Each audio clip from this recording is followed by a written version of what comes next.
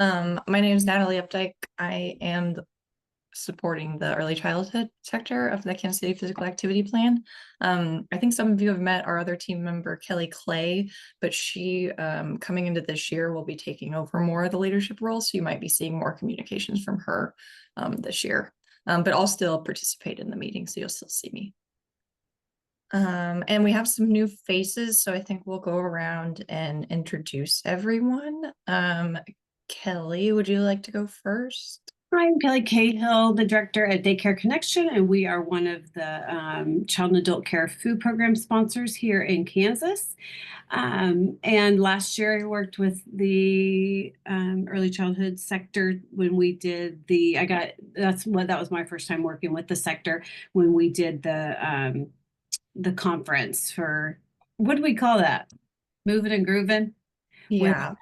And so that was my introduction into the sector, and that was a fun event to be a part of. And so we used to also do referrals at our agency, and now we have streamlined that all over to Child Care Aware. So we are just food program now. Okay. Sandra, would you like to go next? Sure. Hi, I'm Sandra Reese. I am a dietitian with Johnson County WIC. I've been with Johnson County for 20 years now. So been there a little while with the WIC program, and I've been with early childhood sector group for a few years now too. And was there a question that I Nope. answered? Okay. All right. How about Lori?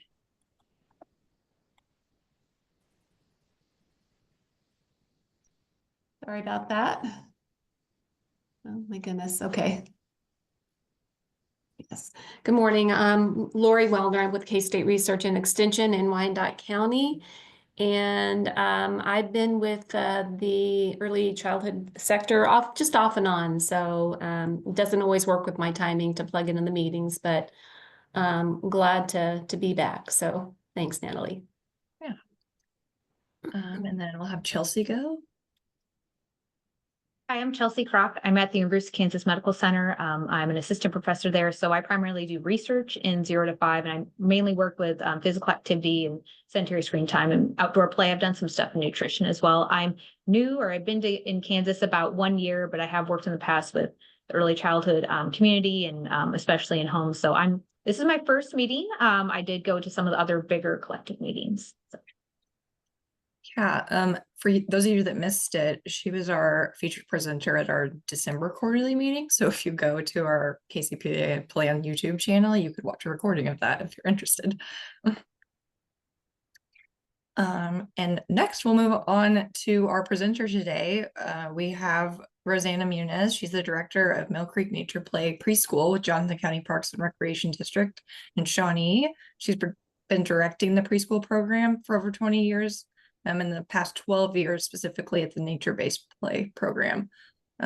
Children in the program spend time outdoors daily in all types of weather and temperatures, and in her spare time, she volunteers as a master naturalist with K-State and Extension, and she enjoys her native shade garden, birding with friends, and hiking. So I'll turn it over to her for her presentation. Thank you, Natalie. I appreciate you letting me be here today. I'm new to this as well. I just learned about this group, so I'm hoping to be a little more active going forward. But I did create a little presentation today. Can you guys see my slides okay? Yes. Okay. Just kind of talking a little bit today about playing outdoors in the winter. And before we get started, I would just love for everyone to close their eyes for about 1 minute and just think of a favorite childhood memory. And if you want, this is a small group, so I said put it in the chat, but we can share out loud if you are comfortable.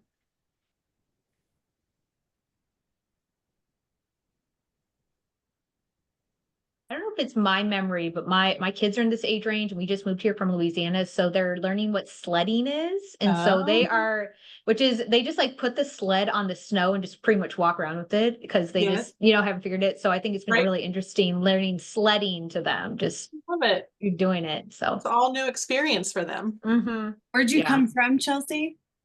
We spent the last 5 or 6 years in Louisiana. So I know the snow, but my kids have never seen snow Right. until we moved here. So they are Yeah. intrigued. Mine, I would say, was just always all the time I spent at the lake with my family and just all the good times we had there and being on the lake and swimming and all that good stuff. Love it.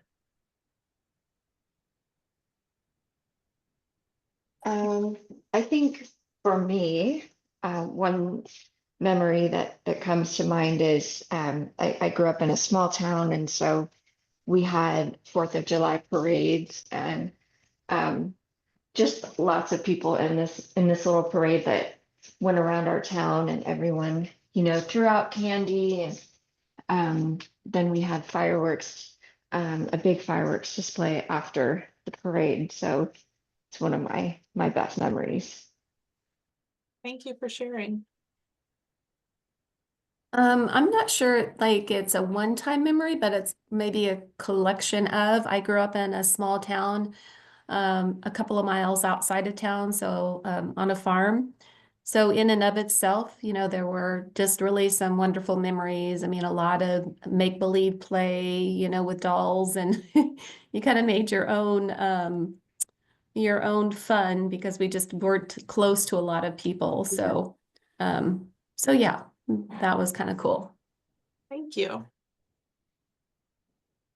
For me, my memory was when I grew up, my neighborhood, we lived near the plaza, and my neighborhood had a lot of children in it, and we would spend summer nights playing hide and seek, and the whole block was fair game.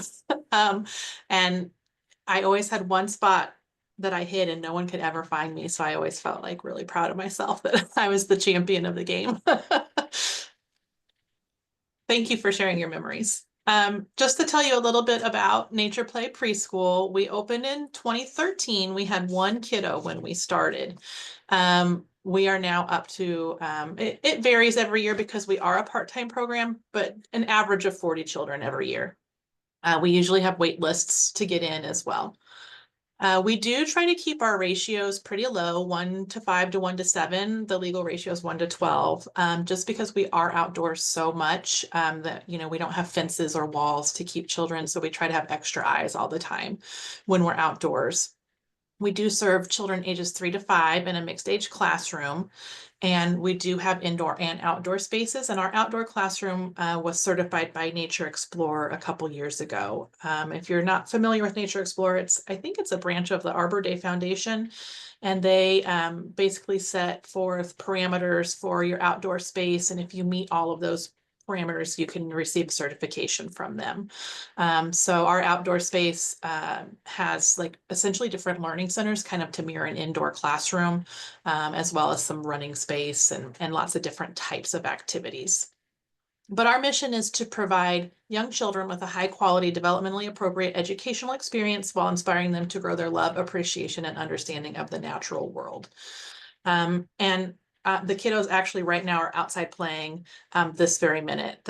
We didn't get outside much last week because the temps were just a little bit past our threshold. So we're enjoying the heat wave we're experiencing today where it's in the 20s. Right.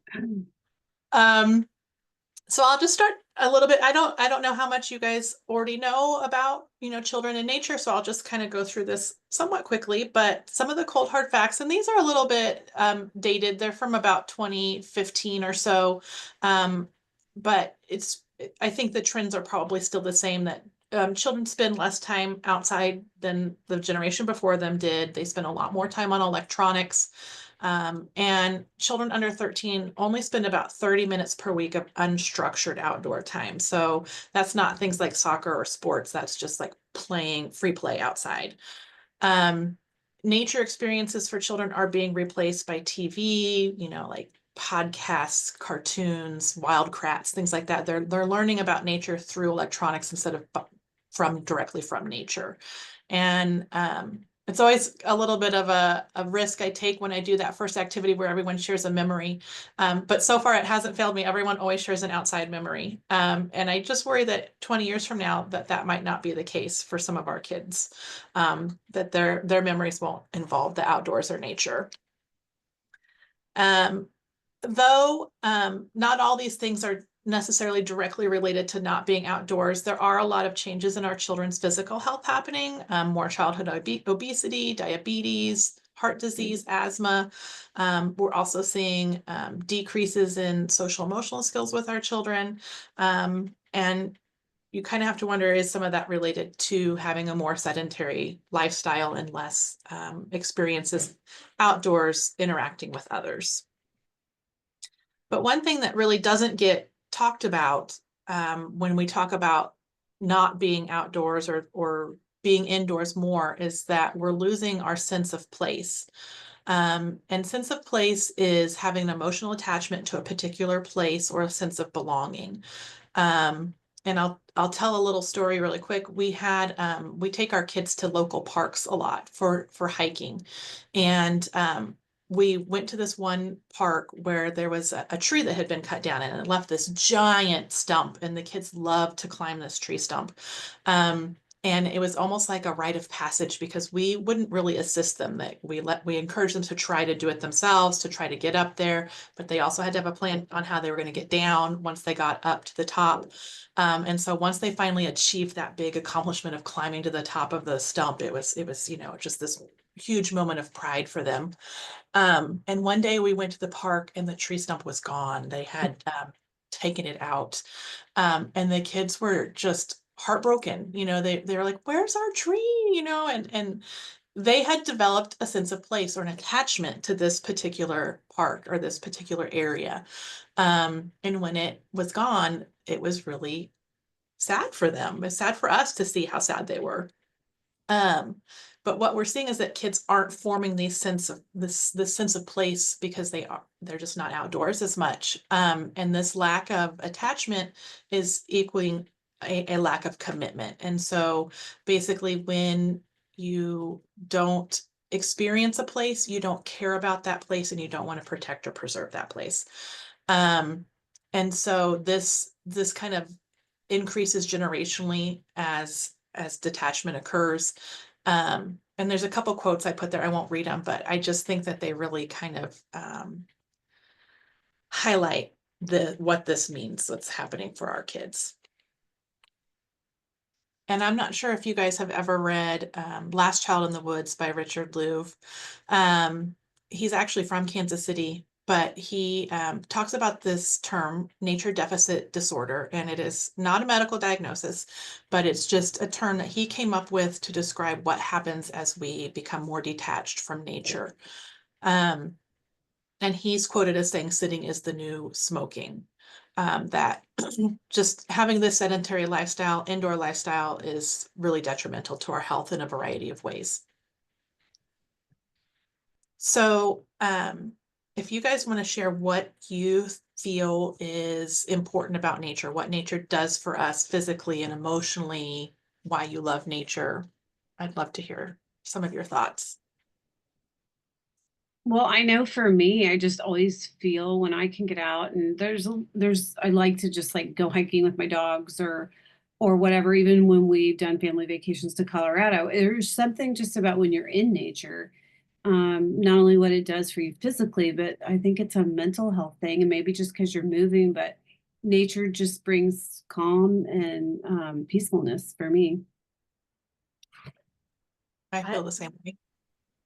Say to go into that, my work is in physical activity. So I was thinking you're outdoors, you are actually more likely to be active outdoors, and that leads to other things, especially for younger kids. I think though it's this it's not like it's something, there's some word for it, but kids like nature. Like I think it's called homophilia. Like you like the other natural things. So they are drawn to nature and they are, more likely to engage in something that's natural. So I think the physical activity definitely increases when you're outdoors. But I also think it's something that they can identify. And also because it hasn't been manipulated yet, it kind of releases their imagination. Like, oh, I I found these tree cookies. What can I do with them rather than it's a set thing. I need to do what the set thing is. It opens their creative doors.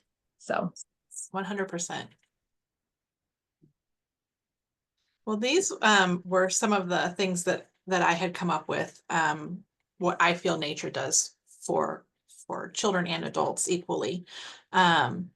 And I'll tell you, just to kind of add on to your comment about imagination, we had taken the kids to a park one time, and we had this whole plan of what we were going to do. We were going to hike past this little field and go into the woods for this woodland walk. And as we're walking by the field, the kids, and it's got tall grass that hasn't been mowed, and the kids just like run out there and they start playing lions and tigers, and their imagination just completely opened up. And I was like, well, we're not going to the woods today. Like, this is what we're doing. This is what they're telling us that they need.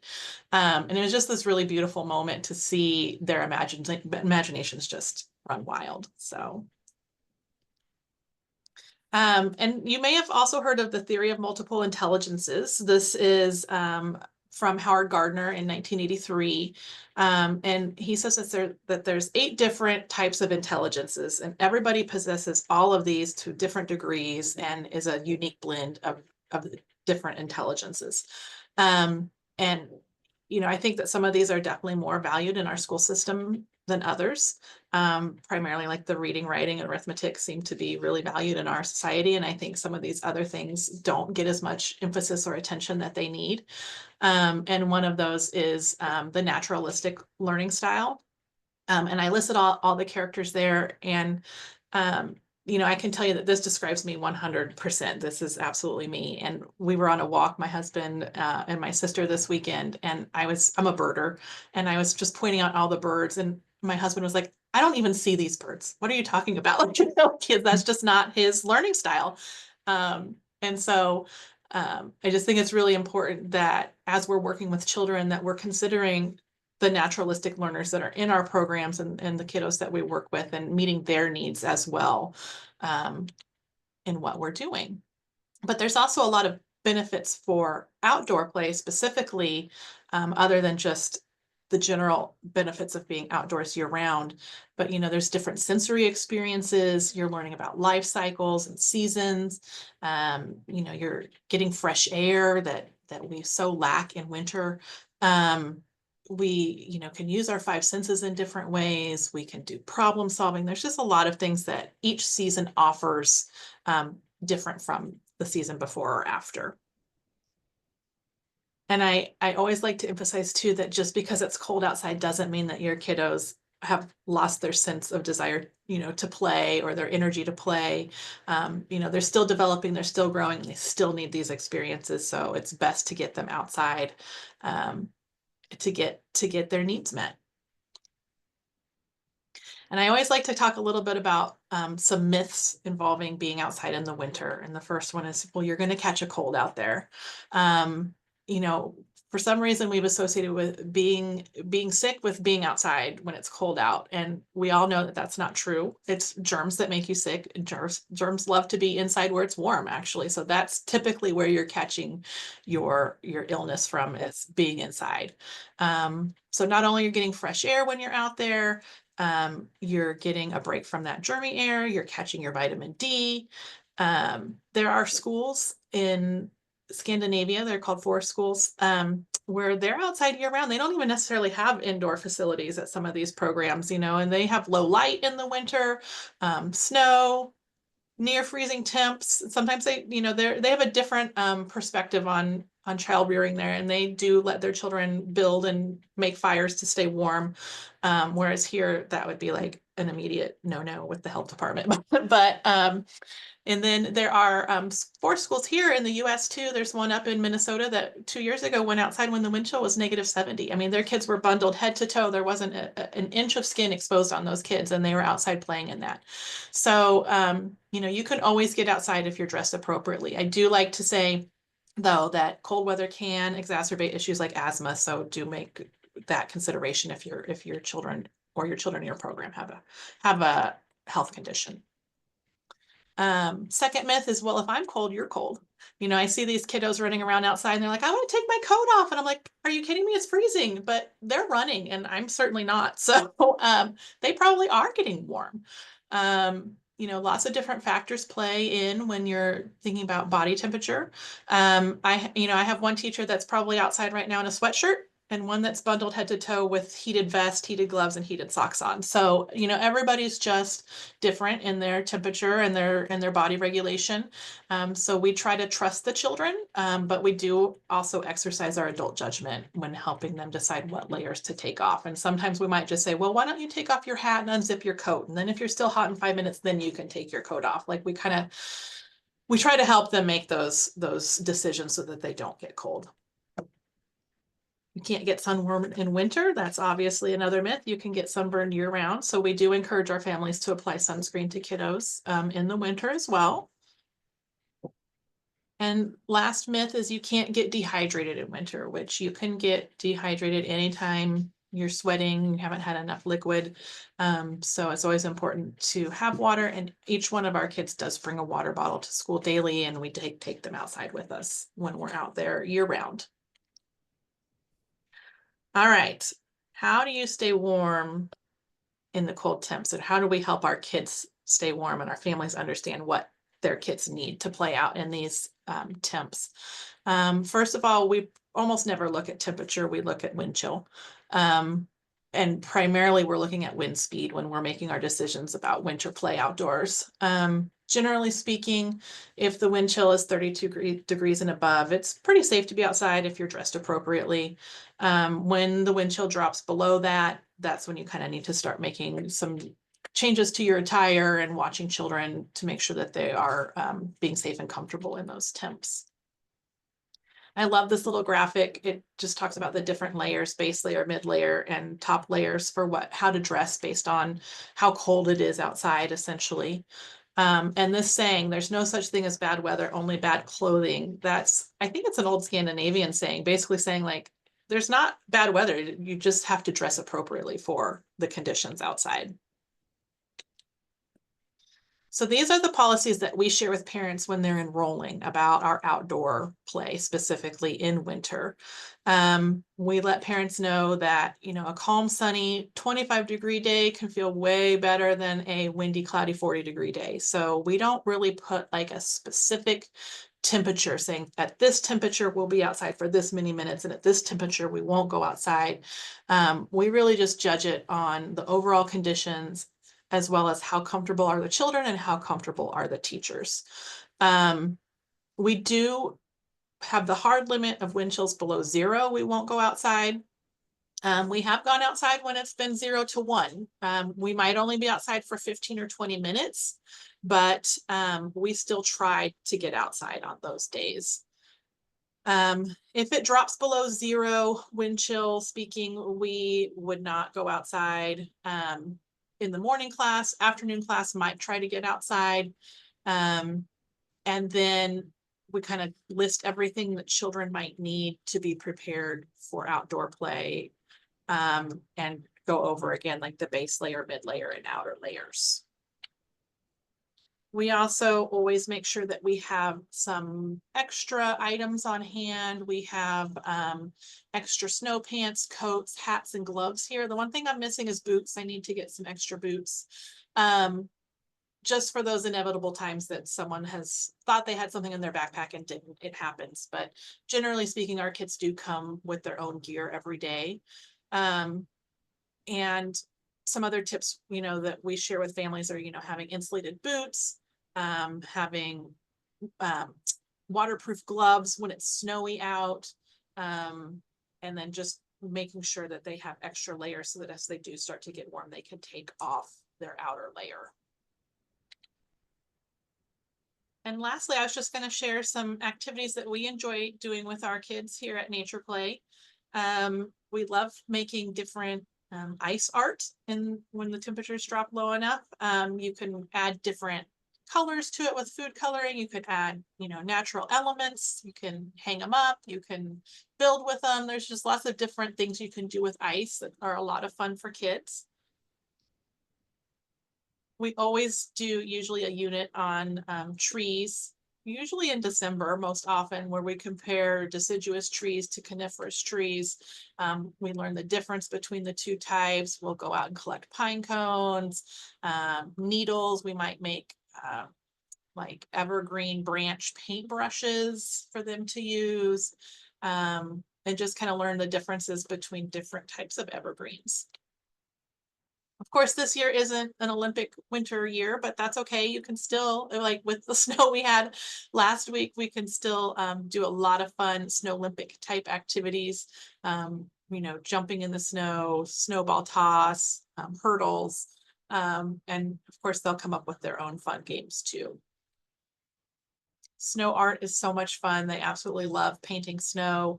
There's a lot of different ways you can do it. You can do a spray bottle, squirt bottles, paint brushes, but it's just kind of a fun element to add some art into the winter. Snow volcanoes, we always make sand volcanoes in our sandbox, but why not make a snow volcano? That can be a lot of fun. It's just baking soda and vinegar, the good old chemistry experiment here. These were some fun ideas I just happened to see online with, you know, like a tic-tac-toe grid, snowball toss. We have a small hill on our outdoor classroom, so we can let the kids sled on it. Building snow people are a lot of fun. And then we do let them have snowball fights, but we do have rules, which is first you have to ask a friend, because not everybody wants to participate in a snowball fight. And some friends can get really upset if they get a snowball thrown at them. So ask before you throw, and you have to throw it at, we say, bellies or legs, just so that they try not to get it right in faces.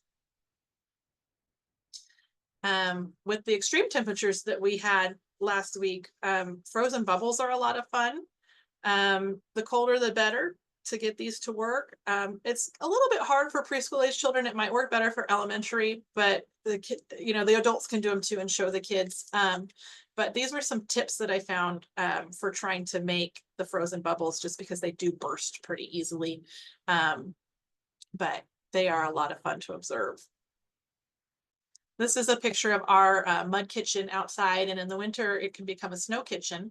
So we just have different pots, pans, muffin tins, spoons, whisks, colanders, all kinds of things that are just old, you know, things that either have been donated or I've picked up at thrift stores. And when the kids just can make restaurants and, you know, celebrate. Mostly they make cakes, soup, and coffee for us. But we'll also sometimes bring out a chalkboard where they can write their menu down for their restaurant. They could write out recipes if they wanted, if you wanted to add in more of a literacy element. But the kitchen's one of our most popular areas in our outdoor classroom. And then if you can't get outside, there's a lot of things you can do indoors with winter as well. You can try to do an experiment with snow. You know, how does it melt faster in the fridge, the freezer, on the countertop, or time it, which one's going to take the longest or the shortest. Bring some snow inside. If I don't know if you've ever seen this book called The Snowflake, but it has these really awesome like macro images of snowflakes under microscopes. They're absolutely stunning images of the different shapes that snowflakes take. And so you can set up a little activity where they can build their own snowflakes with that book. We love reading The Mitten every year, and we'll talk about how animals hibernate, migrate, and adapt in winter. You can make bird feeders, and then programs that are in Johnson County can invite Ernie Miller Nature Center to come out, and they'll do a winter animals in winter program for a fee. Some science experiments, you know, what makes ice melt faster, and that little muffin tin up in the corner is like you can put sand, dirt, flour, sugar, salt, baking soda, and just see if one of those elements helps ice melt faster. The image in the middle is how Arctic animals stay warm. So you dip your finger in ice water and see how long you can hold your finger there before you get frozen. And then you put some like Crisco on your finger, essentially to imitate blubber, and then stick your finger in and see how much longer you can hold your finger in the water there. The little jar on the top right is like a snowstorm in a jar. So you mix water and tempera paint together, and then you put baby oil on the top and an Alka-Seltzer tablet in there, and it'll bubble up and kind of make a little snowstorm. The melting snowman is just baking soda and water formed mixed together to make like a tight snowball pack, and then you dip it in vinegar. And ice fishing is you can melt some little, or sorry, freeze some little fishies in ice and then see which one melts faster, you know, hot or cold water when you're fishing, or you could try tap water versus salt water to see which one melts faster. Snow ice cream's always a treat. Just make sure you're using nice, fresh, clean snow that you've collected in a nice, clean container. But that's always a special treat. And I don't know if anyone here would like to share any of their favorite winter activities that they've done with their kids in the past. The snow ice cream, definitely. And we actually shared that one. I don't know if it's the same recipe, but with our providers, because I thought that was fun when they're Yes. not getting out. But just, all the snow, take advantage of doing something fun. Yes. It's rare that we get this much snow really at once in Kansas City, so it's really kind of a special treat that you can do all kinds of activities in. Of course, we had almost no school that week, so we didn't get to enjoy it much, but hopefully our families were enjoying it at home. Right. All right. Well, lastly, I just wanted to say, if you want to learn more, I did come across this. These are free webinars. And this is one hosted by Rachel Larimore, and she's kind of one of the leading experts in nature-based preschools. And she's written, I know, at least one book, probably more than one, but it would be a great webinar to sit in and listen to. So that is all that I have for today. Very interesting. Thank you. I think I feel, I know the providers, all of them who are licensed with KDHE have to spend a certain amount of time outside if it's a certain degree. But we see when we're doing our home visits, and those of you who aren't familiar with food program, we go 3 times a year.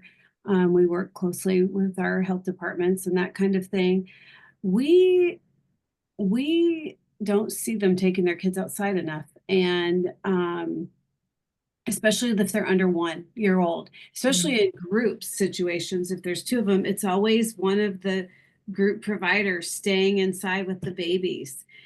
Even toddlers, even like a 12-month-old who can is walking, but a lot of times until they're just completely stable on their feet or doing their own thing, they don't take them out. And we have a lot of providers who, even with the bigger ones, if it's just, I don't like the cold, I don't like it at all, but I know with them having this regulation, there's a lot of them not following that regulation because it's just a lot of work to get all their snow gear on and blah, blah, blah. But we definitely, because of course, the USDA's programs and is about it was wellness too. So do you have any tips for encouraging the providers and the caregivers to get out more with the kiddos? Yeah, I think there's a couple things. First is, I think, just educating them about why it's important to get their kids outside. That you're meeting their different learning needs, you're meeting their energy needs, you're helping them, just especially those babies, learn about nature and changes and cold, and there's so much that age is just completely absorbing. But the second thing is that they really have to also have written into their policies so that parents know and can bring their children prepared. Because I think a lot of times, some of these schools that tend to spend more time indoors, their kids just don't come prepared to go outside in that. Like, they might bring a light jacket with them or a sweater, and then you can't take them outside in that. That just wouldn't be safe. So, you have to get the director on board to change the policy and let the parents know you have to come prepared. They'll have to have extra gear on hand. And, but again, I think it just all kind of boils back to that education piece about why it's important to get outside and that you can do it. And yes, it is a lot of work.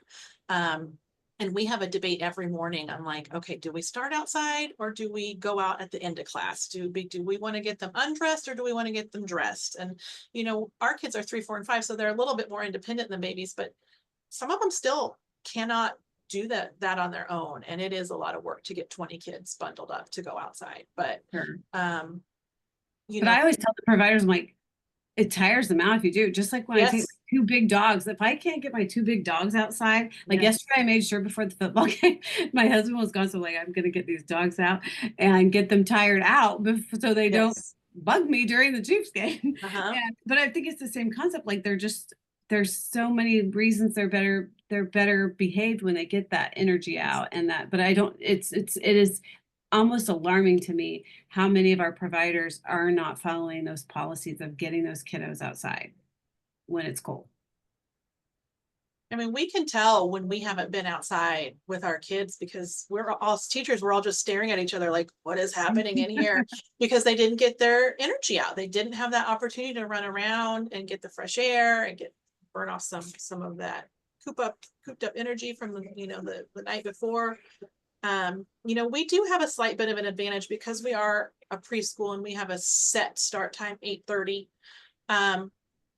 We just tell parents we're dropping off outside and parents have to get them dressed. So we do have an advantage there.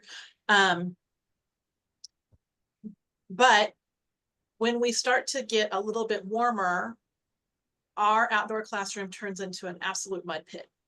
And so we can't start outside because otherwise we would drag mud all the way through the building and all the way into the classroom and all over our carpets. So when it starts to thaw, we have to start inside and then get them dressed and go outside. And that process, it's a lot.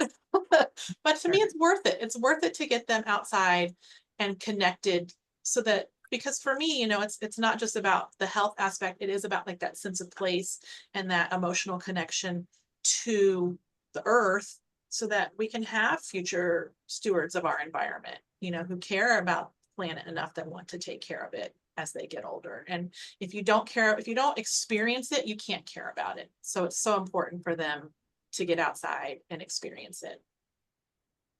And even if you don't have a really natural area, I mean, like, honestly, our building is right next to Shawnee Mission Parkway. Like, we have a highway next to our building, and train tracks. So it's not like the most natural area, but nature's really where you make it or where you find it. And so we just make the best with what we have. And I think that that's really important for schools to realize too, is that just getting outside, no matter what your environment is like, is better than being inside all the time. Is it easy for you guys to hook up with the trails that are right there? Unfortunately, no.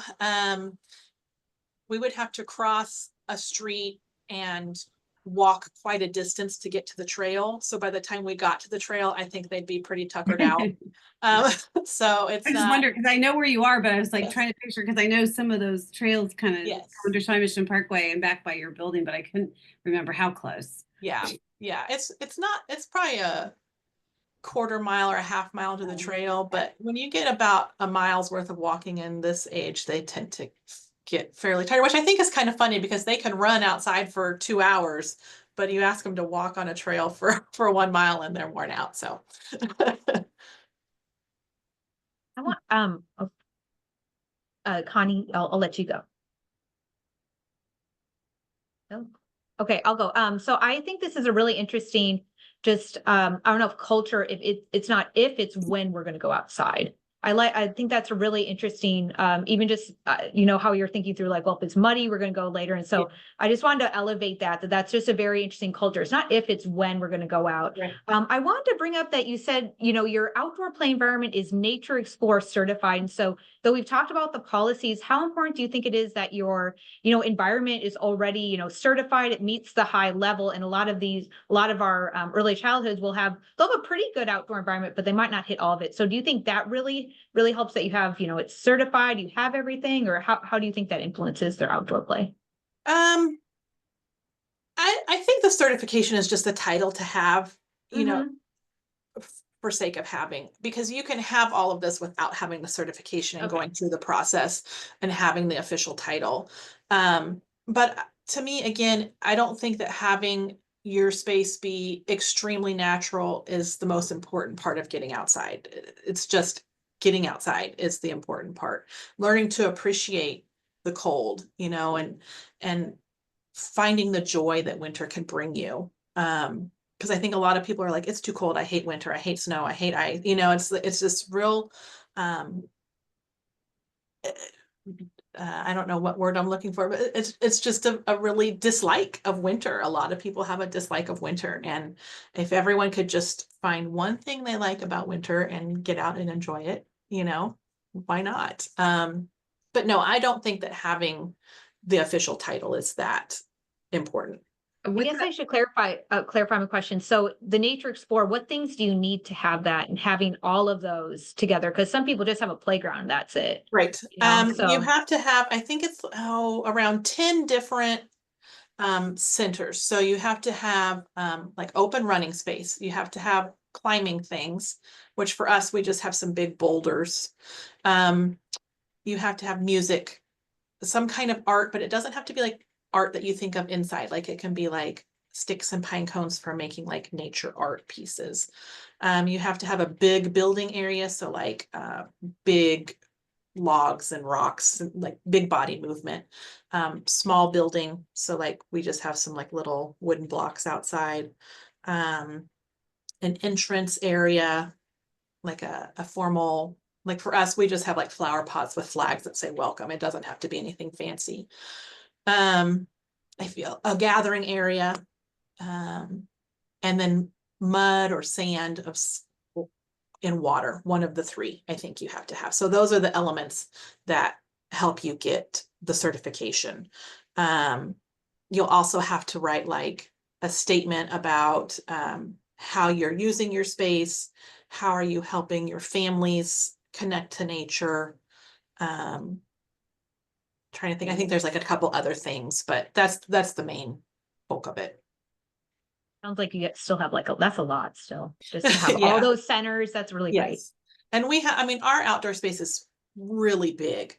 But I have seen, we have a sister school in Meadowbrook Park that also has a Nature Explorer certified outdoor classroom, and their outdoor space is very small, but they still got most of those areas into their outdoor space. So you can do it in a small area. Connie, do you want to go next? I saw your hand.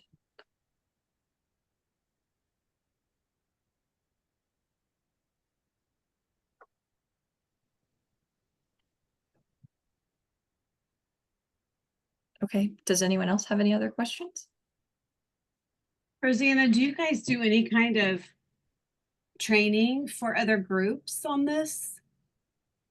I am happy to do a training for another group. I have presented like a class at JUCO through their continuing ed program. I mean, I can do this presentation, or I can do one that's just more general for year round, but I'm happy to do Okay. trainings for others. I might reach out to you. I know me and my peers at Family Conservancy are working on a training for some time this year together for our, it would be all family childcare providers, but I think this is such an important topic. And that's why last year the movement one through this early childhood sector meeting that we did was so important, because I just think so many things they just, especially with obesity with our little ones, and sometimes seeing even these little tiny ones, the obesity rate already, you can just see by 5 that this little kiddo is just not going to be on a good track. And so I just think it's a topic we don't talk about at Love. And I loved all your slides and everything. I think it'd be a great training.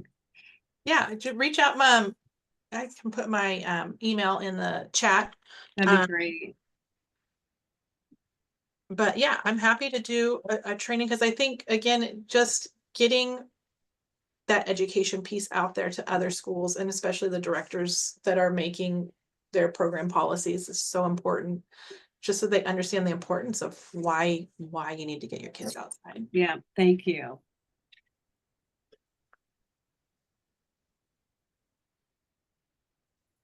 I probably will definitely be reaching out to you.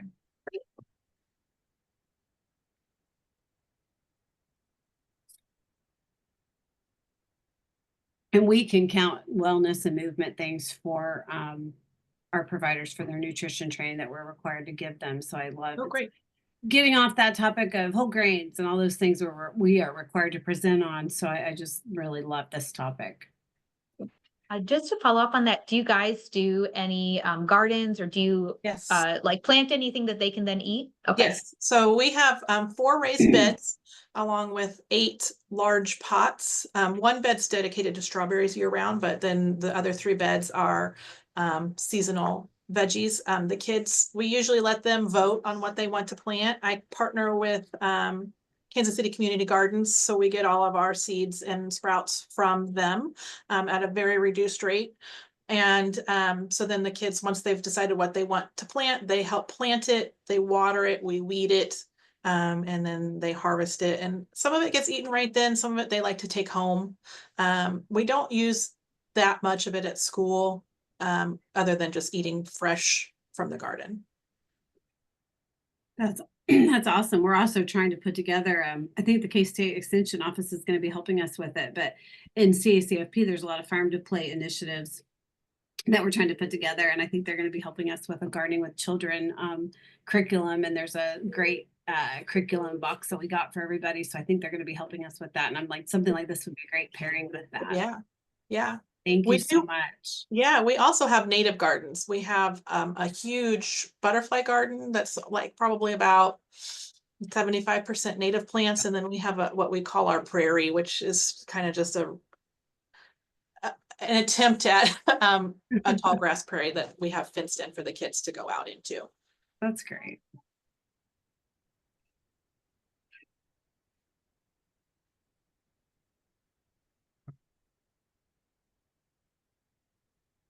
Now, do they have their regular preschool there too, at where you are on Mission Parkway?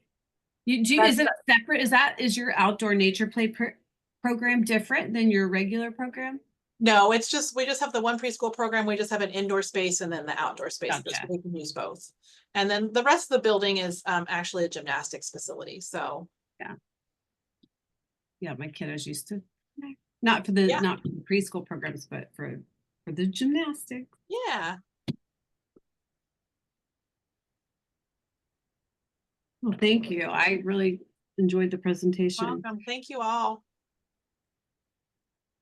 Yeah, Thank thank you you. very much, Rosanna. If anyone has any additional questions, I see she put her email in the chat. And I'll send it out in the newsletter too. Oh, great.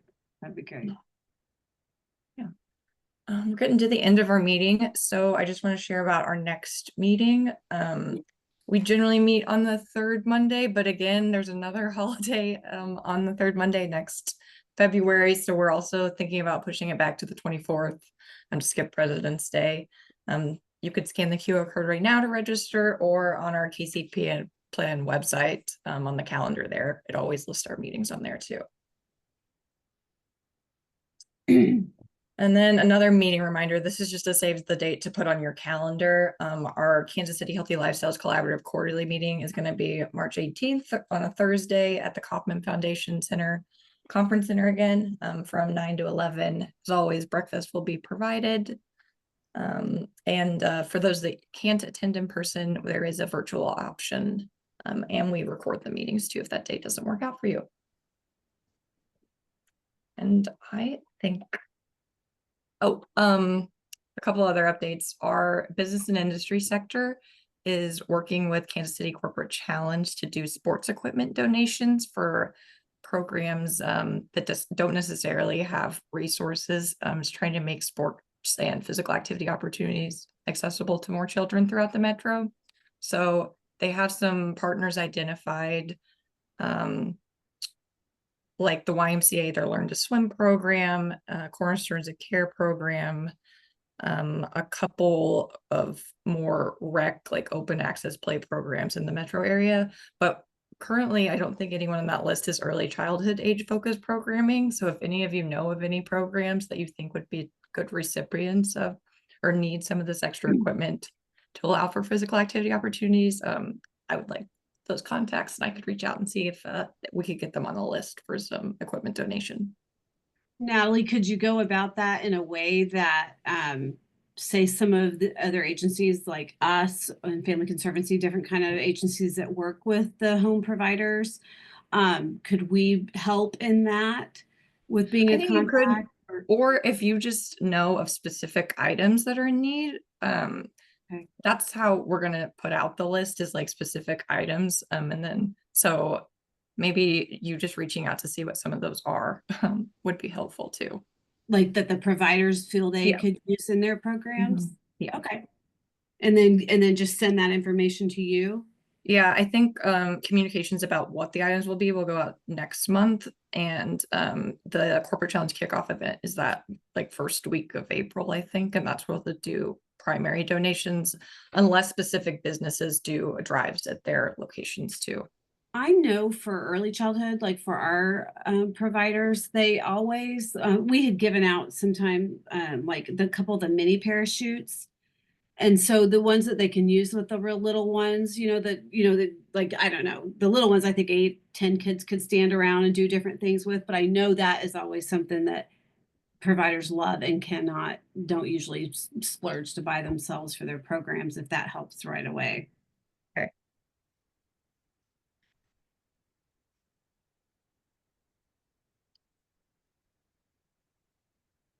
And then our marketing and communications group is looking for spotlights for the social media campaign.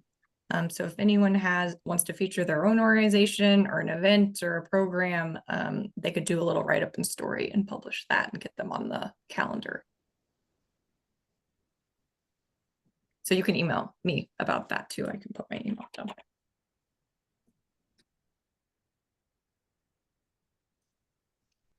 I think that's all I have, unless anyone else on the meeting has any trainings or events or organizational updates that they want to share. March 8th is the Raising JoCo Early Childhood Conference, and it's open to all Kansas providers. It'll be 5 KDHE hours we're on that committee, and I know Katrina from Family Conservancy is too. So any providers or center staff are invited to that March 8th. Kelly, is there like a link or something or a flyer for that? I could put that in the newsletter to go out this month. There is, and I will try. Can I send that to you after when we're done, and I'll find it? There definitely is. Yes, that would be great. Thank you.